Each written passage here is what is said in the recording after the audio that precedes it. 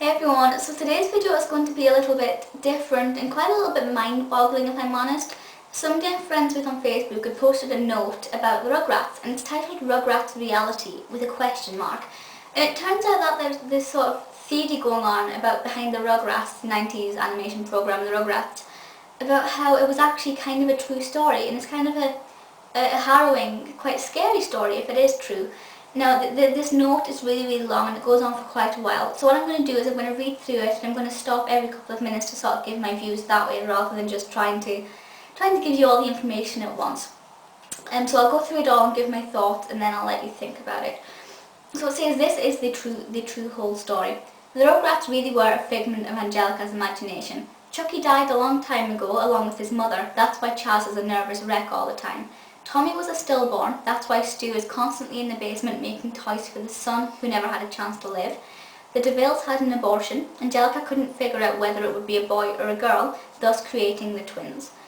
So straight away it's saying there that none of these babies ever existed and the whole story focuses around Angelica. Angelica was a real person and all these people in her family and people who she knew had problems with their babies or their children and they didn't live very long, and that really, twisted Angelica's mind up because Angelica was quite young.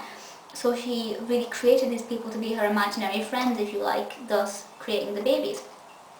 Then it goes on to say, as for all grown up, Angelica was a bipolar schizophrenic who, as a teenager, became addicted to various narcotics, I think, bringing her back to her childhood, and thus her creations she obsessed over made them older. Angelica was constantly taking hits of acid so she would never have to live without her creations, who were her only company in a judgmental world. If you've seen All Grown Up, it is a really good program about the Rugrat babies as they go older. And it's seen there because of Angelica's sort of disorders there, she continues to keep these kids alive as she grows up because they were her only friends as a child, and because of her mental disorder and her mental state, they continue to provide her company and comfort and give her a bit of normality in her world. Angelica's mom actually died of a heroin overdose. Angelica was schizophrenic bipolar because she was a crack baby. Additionally, Drew in his depression married a gold-digging whore that Angelica idolized because she fooled herself into thinking it was her real mom, but always had a concept of her mom Cynthia and took a Barbie doll and made it after her mom's imagination, wearing an unwashed orange dress and having jacked up hair, which is why she was so attached to it. Later in life she followed in her mom's footsteps with drugs and everything, dying of an overdose at the age of 13 when All Grown Up was cancelled. So they're saying that her doll Cynthia is actually sort of her mother, not technically her mother, but she created this doll in order to feel like it was her mother, and her mother in the program is actually just somebody who is like a mother figure to her, not her actual mother. The only Rugrat not to be fictional, however, was unborn Tommy's brother Dil. However, Angelica didn't know the difference between Dil and her other creations.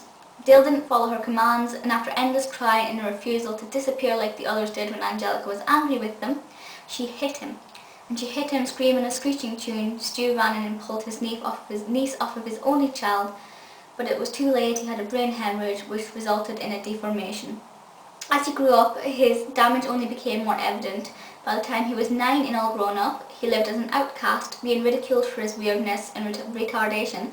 The immense guilt over this is led to her drug use and is what led Angelica to uncreate the Rugrats briefly until her experience with hallucinations.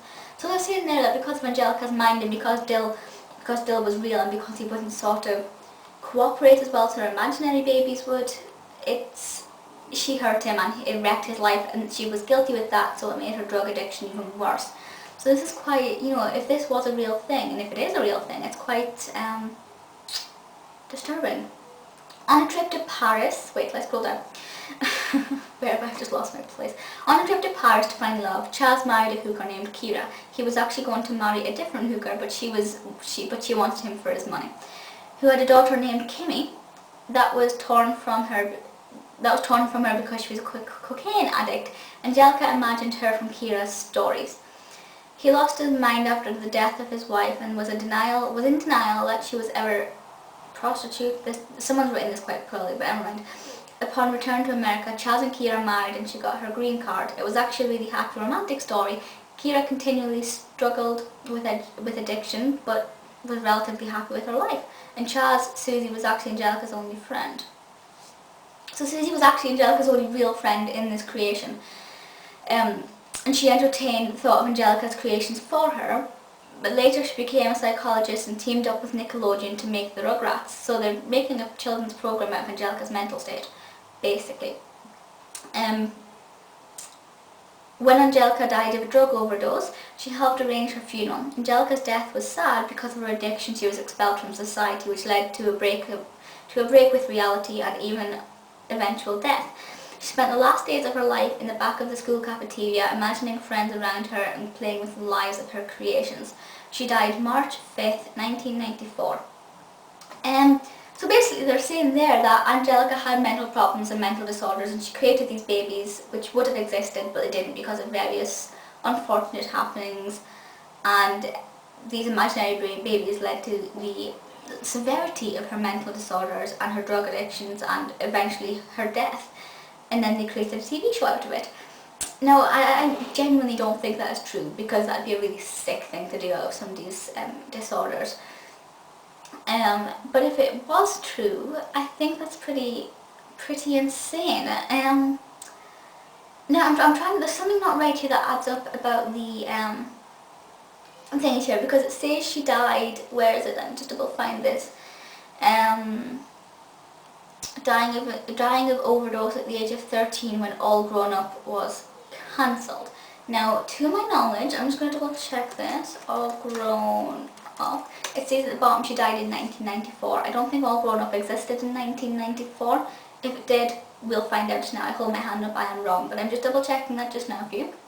So, obviously, if it All Grown Up was created in, bear with me, I've got to scroll all the way down, 2003 to 2008. So straight away we can tell that this is not going to be true, because it says she died at the end of All Grown Up, and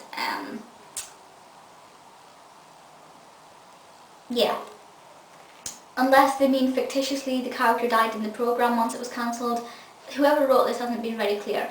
But if they're saying that the real Angelica died once the fictitious programme was cancelled, the dates don't add up there at all.